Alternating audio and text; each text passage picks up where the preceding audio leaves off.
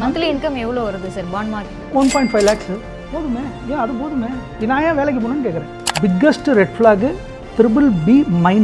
BBB-ங்கிறது மலையின் உச்சியில் கடைசி ஸ்டெப்பில் நிற்கிறதுக்கு அர்த்தம். அடுத்த ஸ்டெப்பு கீழே வச்சோம்னா உழவு போகிறோம். கிராண்ட் ராயல் டூர்ஸோட பயணம் பண்ணுங்க. இடங்களும் புதுசு, நினைவுகளும் புதுசு. நம்ம Manju groups in iSpot, a premium smart plot community. MCR Pure Cotton Club, formals and casual shirts.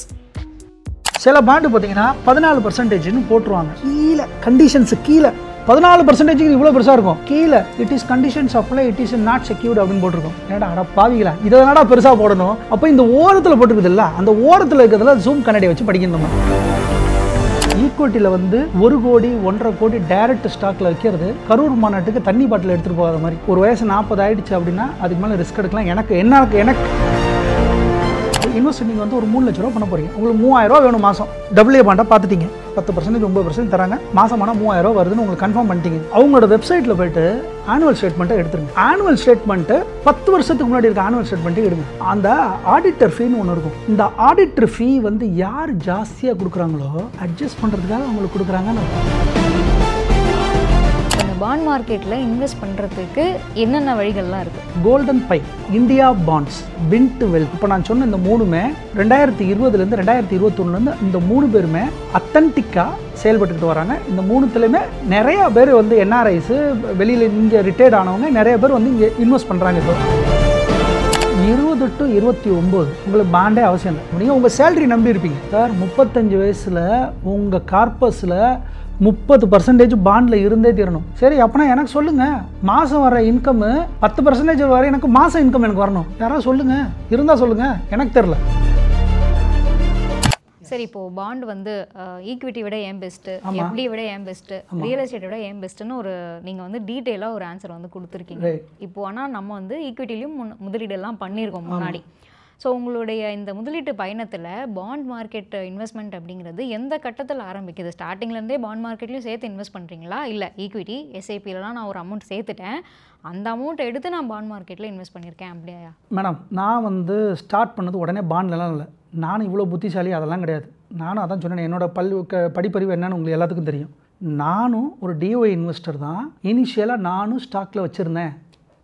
September 2024 I exited from equity. I am sitting with zero equity. ஈக்விட்டியில் எனக்கு கிடையாதுங்க. மியூச்சுவல் ஃபண்ட்ஸில் கூட இன்வெஸ்ட், மியூச்சுவல் ஃபண்டில் வச்சுருக்கேங்க. ஈக்விட்டிலேருந்து போயிட்டாங்க. டைரக்ட் ஸ்டாக்ஸில் நம்ம முதலீடு பண்ணல. ஈக்விட்டிக்கு ஈக்விட்டியில் 1 கோடி 1.5 கோடி டைரக்ட் ஸ்டாக்கில் வைக்கிறது கரூர் மாநாட்டுக்கு தண்ணி பாட்டில் எடுத்துகிட்டு போகாத மாதிரி. ஒரு வயசு 40 ஆயிடுச்சு அப்படின்னா அதுக்கு மேலே ரிஸ்க் எடுக்கலாம். எனக்கு தெரியும் என்னை பற்றி. நம்மளால் முடியாது. நான் நிம்மதியாக தூங்கணும்னு விருப்பப்படுறேன். போன வருஷமே நான் டோட்டலாக எக்ஸிட் பண்ணிட்டேன். டோட்டலாக எக்ஸிட் ஆகிட்டு full and full now I ஆம் வித் போஸ்ட் ஆஃபீஸு எகெயின். அந்த கோல்டு அடுத்து மியூச்சுவல் ஃபண்டு, ஸ்டாக்லேயே நான் கிடையாது. ஃபுல்லாக பாண்டு தாங்க. பாண்டில் தான் எனக்கு மந்த்லி இன்கம் வருதுங்க. இதை விட என்ன வேணும்?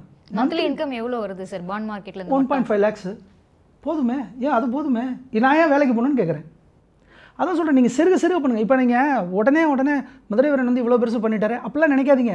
10,000 ஸ்டார்ட் பண்ணுங்கள் பாஸ். 10,000 ஸ்டார்ட் பண்ணுங்கள். ஏன் மேல் கட்டடத்தை பார்க்குறீங்க? ஃபஸ்ட்டு ஸ்டெப் எடுத்து வைங்க. ஃபஸ்ட்டு ஸ்டெப்பில் எடுத்து வச்சு நீங்கள் ரன் பண்ணுங்கள். உங்களோட வரக்கூடிய சம்பளத்தில், போனஸில், தீபாவளி எக்ஸ்பெண்டிச்சர்லாம் கொஞ்சம் கம்மி பண்ணுங்கள். வெடி கண்டிப்பாக நீங்கள் எப்படியா இருந்தாலும் 20,000க்கு வாங்க தான் போகிறீங்க. எல்லாம் தெரியும். அந்த புஸ்வானம் இந்த புஸ்வானம் 7 ஷாட்டு எல்லாம் வாங்க. அதில் ஒரு 20,000 ரூபா.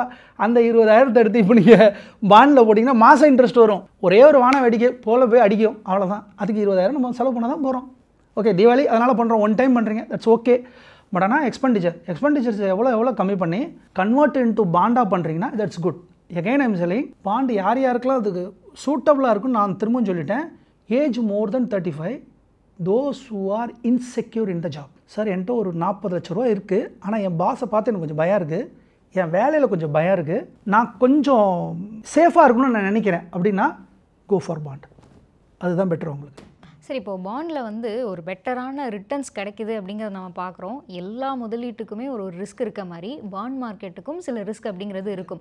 இப்போ நிறைய நிறுவனங்கள் கடன் வச்சிருக்க நிறுவனங்கள் பாண்ட் மார்க்கெட்டில் நிதி திரட்டுவாங்க. ஓகேவா? அந்த மாதிரியான நிறுவனங்கள்லாம் நம்ம எப்படி பார்த்து செலக்ட் பண்ணுறது? ஏன்னா இதுலேயும் ஒரு ரிஸ்க் அப்படிங்கிறது இருக்குல்ல. நீங்கள் எந்த நிறுவனத்துலையுமே எதுலேயுமே ரிஸ்க் இல்லாமல் நிற்கல. சைக்கிளில் போனாலும் ரிஸ்க்கு, பைக்கில் போனாலும் ரிஸ்க்கு, காரில் போனாலும் ரிஸ்க்கு, ஃப்ளைட்டில் போனாலும் ரிஸ்க்கு.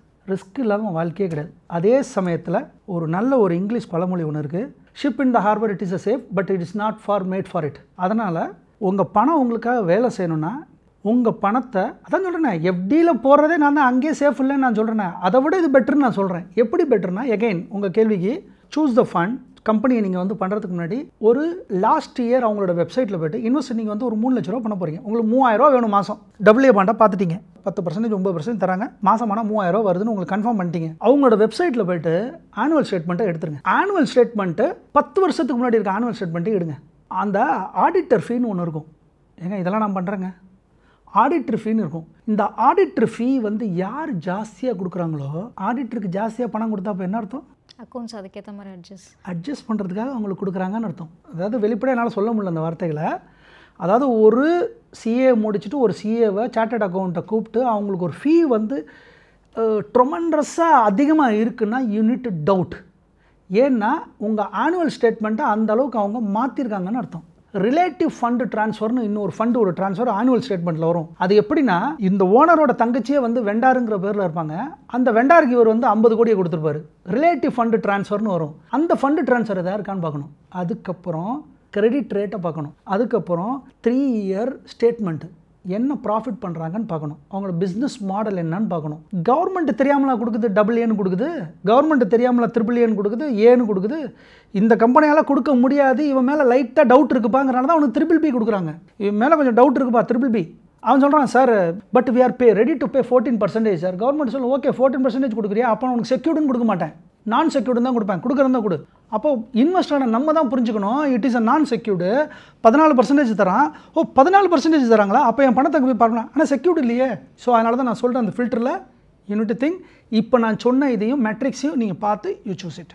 சரி, இப்போ நீங்கள் சொன்ன மாதிரி நான் செக்யூர்ட் 14% ரிட்டர்ன்ஸ், இந்த மாதிரி பாண்ட்ஸில் இருக்கக்கூடிய ரெட் ஃப்ளாக்ஸ்லாம் என்ன? Very good. ரெட் ஃப்ளாக்ஸ் நீங்கள் பார்த்தாலே உங்களுக்கு தெரியும். அது ஏயும் வந்து ரொம்ப கம்மியாக இருக்கும். சில கம்பெனி 200 கோடி 300 கோடி தான் இருக்கும். அதெல்லாம் கொஞ்சம் ரெட் ஃப்ளாக் தான். 200 கோடி, அதாவது 500 கோடி கீழே இருந்தால் கொஞ்சம் யோசிக்க வேண்டியதாக இருக்குது. அதாவது மொத்தமே சொல்கிறேன், அந்த கம்பெனியோட நிறுவனத்தோட மொத்த வேல்யூமே சொல்கிறேன். அடுத்து வந்து ஸ்கேம், ப்ரீவியஸ் ஸ்கேம், அந்த சிஇஓ இன்வால்வ்டு வித் சம்திங். அடுத்து வந்து கம்பெனியோட நேமு 3 தடவை சேஞ்ச் ஆகிருந்துச்சுன்னா, எப்படின்னா ஒரு கம்பெனி வந்து நாளைக்கு லீகல் பிரச்சனைலாம் வரதுக்காக என்ன பண்ணோன்னா, ப்ரைவேட் லிமிட்டடுங்கிறத ப்ரைவேட் சர்வீஸ் லிமிட்டடுன்னு ஏதாவது பேரை மாற்றுவாங்க. ஏன்னா அந்த பேரை மாற்றினாலே நமக்கு அங்கே டவுட் அடிக்கும். அப்போது பேர் ரீநேம் ஆகிறது. அடுத்து வந்து ஸ்கேமில் எங்கேயாவது நியூஸில் வர்றது. 3வது வந்து பிக்கஸ்ட் ரெட் ஃப்ளாகு BBB-. BBB-ங்கிறது மலையின் உச்சியில் கடைசி ஸ்டெப்பில் நிற்கிறதுக்கு அர்த்தம். அடுத்த ஸ்டெப்பு கீழே வச்சோம்னா உழுவ போகிறோம். அந்த மலையில் லாஸ்ட் ஸ்டெப்பு BBB-. BBB- போயிட்டிங்கன்னா உச்சத்துக்கு போயிட்டா அதுக்கு மேலே சேஃப்டி கிடையாது. நான் என்ன சொல்கிறேன், அங்கெல்லாம் போகாத, அதுக்கு முன்னாடியே வந்துடு. BBB-ஏ வேணாம், 7 நின்றுக்குவோம். 7 இருந்தால் ஓகே, தட்ஸ் ஓகே. அதனால் அடுத்து 3 வருஷம் சில பாண்டு பார்த்தீங்கன்னா 14% போட்டுருவாங்க. கீழே கண்டிஷன்ஸு கீழே 14% இவ்வளோ பெருசாக இருக்கும்.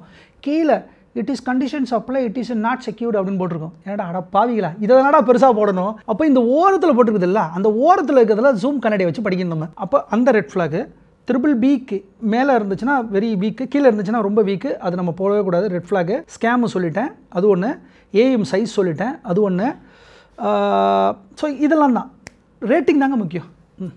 ஸோ இப்போ பாண்ட்ஸ் பொறுத்த வரைக்கும் வந்து ப்ரைவேட் பாண்ட்ஸும் இருக்குது, கவர்மெண்ட் பாண்ட்ஸும் இருக்குது இல்லையா? உங்களோட சாய்ஸ் வந்து இது? என்னோடது கார்ப்பரேட் பாண்ட், ப்ரைவேட் பாண்ட். ஏன்னா நான் கூட ஜிசெக்லேயும் நான் வச்சுருக்கேன், ஸ்மால் போர்ஷன் தான் வச்சுருக்கேன். 2040 வரை இப்போவே நான் பிளாக் பண்ணிட்டேன் என்னோட 10 லட்சத்தை. 7.5%, 7.5% 40 வருஷம் வரை, அடுத்த 2040 வரையும். ஏன்னா இந்தியாவில் இன்ட்ரெஸ்ட் ரேட்டு கம்மியாகிட்டே இருக்குது. என்னோடய அம்மாலாம் எனக்கு நல்லா ஞாபகம் இருக்குது, ஸ்ரீரங்கத்தில் திருச்சியில் 12%க்குலாம் எப்படி இருந்திருக்கு. 12%, 12 இருந்துச்சு, 10 இருந்துச்சு, 8 இருந்துச்சு, 7 இருந்துச்சு, 6 வந்து 5 ஆகிடுச்சு. ஆனால் இந்த ஜிசெக்கில் மட்டும் ஒரே ஒரு ப்ளஸ் பாயிண்ட், அதுதான் சொல்கிறேன், கவர்மெண்ட் செக்யூரிட்டிஸ் ஒரு வரப்பிரசாதம். அடுத்த 30 வருஷத்துக்கும் நீங்கள் லாக்இன் பண்ணலாம். அந்த மாதிரி பாண்ட் இருக்குது. 2056 வரையும் 2046 வரையும் உங்களோட ஃபுல் அமௌண்ட்டை பார்க் பண்ணிவிட்டு மார்க்கெட் எங்கிட்டு போனால் என்ன பண்ணால் இன்னொன்றுங்க, கவர்மெண்ட் செக்யூரிட்டிஸ் 100% சவரைன் சேஃப்டி. கிரெடிட் ரேட்டெல்லாம் கிடையாது. ஏன்னா 100% சவரைன், இட்ஸ் RBI. இந்தியன் கவர்மெண்ட் மேலே நம்பிக்கை இல்லைன்னா வேறு என்ன நம்பிக்கை நமக்கு இருக்குது? அப்போ ஃபஸ்ட்டு ப்ரியாரிட்டியே நீங்கள் அதை எடுத்துக்கலாம். ஆனால் 7.5% தான் கிடைக்கும். எகைன் 7.5% இன்ஃப்ளேஷனை பீட் பண்ணி 0.5% தான் கிடைக்குது. என்னோட ஏஜ் 50 வயசுக்கு மேலே ஆகிடுச்சு, நீங்கள் ஜிசெக் போயிடுங்க. 30 to 35 என் ஜாப்பை நான் செக்யூர் பண்ணிக்கணும் அப்படின்னா கார்ப்பரேட் பாண்ட் போங்க. நான் கார்ப்பரேட் பாண்டில் தான் நான் வந்து போர்ஷன் வச்சுருக்கேன், வித் இந்த க்ரைட்டீரியாலாம் செட் பண்ணி நான் வச்சுருக்கேன். சரி, இப்போது 10% அப்படிங்கிறது ஒரு நல்ல ரிட்டர்ன்ஸ் இல்லையா? அந்த மாதிரி ஒரு எத்தனை வரைக்கும் மேக்ஸிமம் இதில் வந்து நம்ம எதிர்பார்க்கலாம்? பாண்ட்ஸில் இதுக்கு மேலே எதிர்பார்த்து நீங்கள் வந்து ரிஸ்க் எடுக்கக்கூடாது. ஒய்டிஎம் திரும்ப சொல்கிறேன், there is a 2 numbers, coupon rate and YTM. YTM it is ultimate. Coupon rate கிடையாது, ஒய்டிஎம் தான் நீங்கள் பார்க்கணும். ஒய்டிஎம் வந்து 11% இருக்குன்னா தட்ஸ் எக்ஸ்ட்ரீம் சீலிங், ரூஃப் தட்டியாச்சு. That is a extreme upstream. 11க்கு மேலே நான் 12, 13, 14 கொடுக்குறாங்கன்னா you need to doubt it. கண்டிப்பாக நான் சொல்கிறேன், 12, 13, 14 கொடுக்குறாங்கன்னா கன்ஃபார்மாக சொல்கிறேன், it's a junior bond, it is unsecured, there is something. So அங்கே வேணாங்கிறேன். அவங்க பிஸ்னஸ் என்ன தான் நல்லா பண்ணியிருந்தாலுமே வேண்டாம் நமக்கு. அதே மாதிரி அந்த மாதிரி பாண்டு தான் என்ன போடுவாங்கன்னா மெச்சூரிட்டியை வந்து 18 வருஷம் 10 வருஷம்னு போட்டிருப்பாங்க. 18 வருஷத்தில் அந்த கம்பெனி என்ன ஆகும்னு யாருக்கு தெரியும்? அதனால தான் நான் வந்து டைமிங் நான் சொன்னேன், ஒன்லி 3 year. சரி, இப்போது ஒரு பாண்டில் வந்து என்னெல்லாம் பார்க்கணும் அப்படின்னு நம்ம பார்த்துட்டோம். இப்போ இந்த பாண்ட் மார்க்கெட்டில் இன்வெஸ்ட் பண்ணுறதுக்கு என்னென்ன வழிகள்லாம் இருக்குது? Very good. பாண்டில் வந்து இன்வெஸ்ட் பண்ணுறதுக்கு ஃபஸ்ட்டு வந்து ஒரு பிளாட்ஃபார்ம். இந்த பிளாட்ஃபார்ம் வந்து RBI அப்ரூவல் நான் வாங்கியிருப்பாங்க. இங்கே வந்து எக்ஸாம்பிளுக்காக சொல்கிறேன், Golden by, India bonds, Wint Wealth. இப்போ நான் சொன்ன இந்த 3மே 2020 2021 இந்த 3 பேருமே அத்தன்டிக்காக செயல்பட்டுக்கிட்டு வராங்க. இந்த 3த்துலேயுமே நிறையா பேர் வந்து என்ஆர்ஐஸு, வெளியில் இங்கே ரிட்டையர்ட் ஆனவங்க நிறைய பேர் வந்து இங்கே இன்வெஸ்ட் பண்ணுறாங்க. இப்போ எக்ஸாம்பிளுக்கு இப்போ நீங்கள் பண்ணணுன்னா உங்கள்கிட்ட நீங்கள் ஃபஸ்ட்டு நான் ரெசிடெண்ட்டாக இருக்க முடியாது, நீங்கள் ஒரு இந்தியன் ரெசிடெண்ட்டாக இருக்கணும். இன்வெஸ்ட் பண்ணுறது இந்தியன் ரெசிடெண்ட்டாக இருக்கிறீங்க. 2வது உங்கள்கிட்ட ஒரு டிமேட் அக்கௌண்ட் இருக்கணும், உங்களோட பேங்க் அக்கௌண்ட் ஒன்று இருக்கணும். உங்களோட பேங்க் அக்கௌண்ட் எல்லாமே லிங்க் இருக்கணும். கேஒய்சியை அப்டேட் பண்ணணும். கேஒய்சி அப்டேட் பண்ணிட்டு மினிமமாக யூ ஸ்டார்ட் வித் 10,000. நீங்கள் கோடியில் வச்சுருந்தாலும் சரி சார், ஸ்டார்ட் வித் 10,000. ஏன்னா ஒரு 2 மாதம் ரன் பண்ணி பாருங்கள், எப்படி கிரெடிட் ஆகுதுன்னு பாருங்கள், ரன் பண்ணி எப்படி ஒர்க் ஆகுதுன்னு பாருங்கள். அடுத்த டிடிஎஸில் ஒரு 10% பிடிப்பாங்க. அதை நீங்கள் ஐடிஆர் நீங்கள் ஃபைல் பண்ணும்போது you will get back again. So இந்த டாக்குமெண்ட்லாம் வச்சு இந்த பொசிஷனில் போனீங்கன்னா கேஒய்சி அப்டேட் பண்ண it's takes 2 days. KYC update பண்ணிட்டீங்க, கேஒய்சி அப்டேட் பண்ண பதறி அடித்து பிடிச்சலாம் பண்ண வேணாம். Just take 1 week. Bond market எப்படி ரன் ஆகுது அதை பற்றின வீடியோஸு, அதை பற்றின புக்ஸு படிங்க. நான் சொன்ன மெட்ரிக்ஸ் எல்லாம் படிங்க. ஒரு கான்ஃபிடன்ஸ் 10,000 இன்வெஸ்ட் பண்ணுங்கள். ஜஸ்ட் ஸ்டார்ட் வித்து அண்ணனடைய 10,000 போடுங்க. 10,000 போட்டுட்டு அடுத்த மாதம் ஒரு 10,000 போடுங்க. பில்டு பண்ணுங்கள். உங்களுக்கு ஒரு எஸ்எம்எஸ் வர ஸ்டார்ட் ஆகும்போது யூ வில் கெட் கான்ஃபிடென்ட். அப்பா எனக்கு ஒரு 100 ரூபா 200 வருதுப்பா, எனக்கு கான்ஃபிடென்ட்டாக இருக்குப்பா, அப்பா இந்த 200 வந்துருச்சு, அதை நான் வந்து போஸ்ட் ஆஃபீஸ் ஆர்டியில் போடுறேன். That's good. வர்ற இன்கம்மை திரும்பி ரீஇன்வெஸ்ட் இன் சம்வேர். ஏன்னா உங்களோட கேபிட்டல் அங்கேயே தான் இருக்குது பாருங்கள், உங்கள் கேபிட்டல் அங்கேயே தான் இருக்குது. ஆனால் மந்த்லி வர்ற இன்கம்மை நீங்கள் திரும்பி ரீஇன்வெஸ்ட் பண்ணும்போது that reinvestment somewhere, that instrument give one more percentage interest whatever that going to give. So அதனால் வெல்த் கிரியேஷனுங்கிறது this is a wealth creations. சரி, இப்போது பாண்ட் மார்க்கெட்டில் வந்து 10% இன்ட்ரெஸ்ட் வந்து வருது அப்படின்னு நம்ம வந்து எடுத்துக்கிறோம். இதை விட எனக்கு பெட்டராக ரிட்டர்ன்ஸ் வேணுங்கிறவங்க வந்து மியூச்சுவல் ஃபண்ட்ஸ்லையோ ஷேர்ஸ்லையோ வந்து இன்வெஸ்ட் பண்ணலாம். இப்போ எந்த ஏஜ் குரூப்பில் இருக்கவங்க கண்டிப்பாக இந்த எக்ஸ்போஷர், பாண்ட் மார்க்கெட் எக்ஸ்போஷர் இருக்கணும்? யாரெல்லாம் வந்து இனிஷியலாக இதில் வந்து எக்ஸ்பீரியன்ஸ் பண்ண வேணாம், மற்ற முதலீடு ஆப்ஷன்ஸ் எல்லாம் ட்ரை பண்ணிட்டு அப்புறமா செக் பண்ணலாம்? 20 to 29 உங்களுக்கு பாண்டே அவசியம் இல்லை. பாண்டே அவசியம் இல்லை. நீ வந்து ஸ்கில்ஸை வச்சு வளர்ற ஆள், உன் மேலே உனக்கு நல்ல நம்பிக்கை இருக்கும். முதிர்ச்சி அடையாத ஒரு இளமையாக இருப்பீங்க நீங்கள். அதனால் ஓடி ஆடி பண்ணுவீங்க. உங்கள் சேலரிக்காக நீங்கள் பண்ணுவீங்க. உங்கள் சேலரி நம்பி இருப்பீங்க. 29. 35 to 45 சார், 35 வயசில் உங்கள் கார்பஸில் 30% பாண்டில் இருந்தே தீரணும். சரி, அப்போனா எனக்கு சொல்லுங்கள், மாதம் வர இன்கம்மு 10% வர எனக்கு மாதம் இன்கம் எனக்கு வரணும். யாராவது சொல்லுங்கள், இருந்தால் சொல்லுங்கள், எனக்கு தெரில. மாதம் 10% வர்ற இன்கம்மு 35 வயசில் இருக்கிற ஒருத்தர் கிராஜுவலாக ஸ்டார்ட் ஆகி 45 வயசில் ஒரு கார்பஸை க்ரியேட் பண்ணிட்டு 50 வயசில் ரிட்டையர்ட் ஆகினா தட்ஸ் குட். 50 வயசுலாம் உடனே 49 வயசில் இன்வெஸ்ட் பண்ணி வராது. 35 வயசுலேருந்தே ஹேஸ் டு ஸ்டார்ட். 10% லாஸ்ட் பண்ணி 36 வயசில் 20%, 36 வயசில் அப்படியே கொஞ்சம் கொஞ்சமாக ஸ்டார்ட் பண்ணி 45 வரும்போது ஒரு 40 லட்ச ரூபா 50 லட்ச ரூபா நான் வச்சுருக்கேன்னு சொல்லும்போது நீங்கள் பீஸ்ஃபுல்லாக உங்கள் ஜாபை பற்றி நீங்கள் திங்க் பண்ண வேணாம். உங்களுக்கு ஒரு இன்கம் வந்துட்டுருக்கும். வீட்டில் ஒய்ஃபு என்ன செலவு கேட்டாலும் நீங்கள் எடுத்து பண்ணுவீங்க. தைரியமாக நீங்கள் ஒரு கமிட்மெண்ட் ஃப்ரீயாக கொடுப்பீங்க. வெளில போகணும் ஃப்ரீயாக நீங்கள் கேஷுவலாக ஹேண்டில் பண்ணுவீங்க. நாளைக்கு அங்கே ஊட்டி போகணும், கொடைக்கானல் போகணும், சிம்பிளாக நீங்கள் ஹாய் சொல்லுவீங்க, ஓகே சொல்லுவீங்க. ஆனால் ஒரு சேலரியை மட்டும் வச்சுட்டு இருந்தோம்னா ஒய்ஃபு அங்கே கேட்பான், என்னங்க கேட்டு 2 நாள் ஆச்சு இன்னும் பதில் இல்லாமல் இருக்கேன்னு பாத்திரம்லாம் உள்ளேருந்து உருளும். இந்த நிலைமை வேணான்னு தான் சொல்கிறேன்.